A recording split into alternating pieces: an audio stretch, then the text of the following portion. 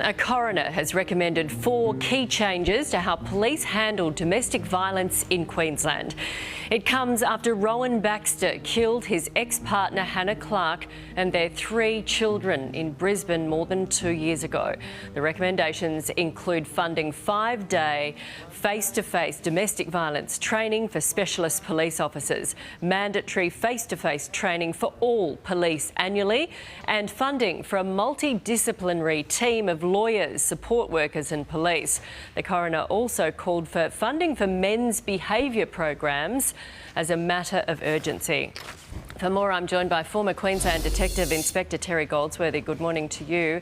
Terry, this was one of the most horrible crimes we have seen in this country, wasn't it? What do you think of these changes? Is more training and specialist police the answer? Yeah, good morning, Nat. Look, I think the proposals by the coroner are useful. Certainly the one-stop shop in terms of having other professionals embedded with police may be of assistance. But what I think is missing here, I mean, the training is useful, but if you read the coroner's report in relation to Hannah Clarke, there are pages and pages of training initiatives that have been put in place due to past incidents, etc. You're not going to train your way out of this. I mean, the issues here is that this is a crime issue. We currently have a commission of inquiry into the police culture in responding to DV. Myself and another professor out here, Joe Crowley, have put a submission in, and we're saying that we need to treat this as a crime crisis, just as we did the bikies when they played up. And to put that in context, bikie crime last year was 1,300 offences. Domestic and family violence offences accounted for almost 40,000 offences, yet we have no specialist investigative capability in terms of squads within the local area. If you look at the DV command, it has no investigative capability. So we really need to change how we're approaching this problem and treat it as a crime crisis. So the coroner found this man had not been violent. He had no criminal history, he was not mentally ill, he was a master manipulator, and what happened probably couldn't have been changed. What could police have done differently here?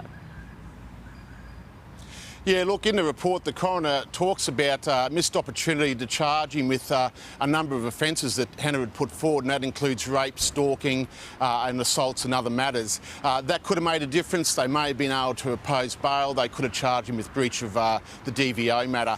So, you know, in that matter, and also in the matter of Doreen Langham that came out earlier in this week, she contacted the police numerous occasions, dealt with 16 officers, yet the perpetrator still got into her house, beat her up, poured petrol on her and set her alight and killed her.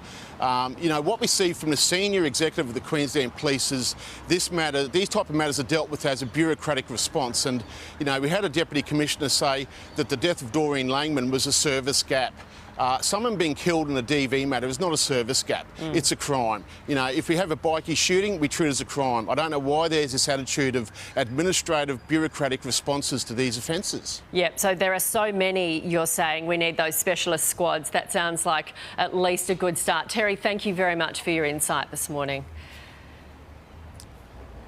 Yeah, we're going to be speaking to Sue and Lloyd, Hannah's parents, a bit later on Sunrise this morning for their take on that coronial inquest report yesterday. And if you are in a domestic violence situation, help is available at 1800 RESPECT.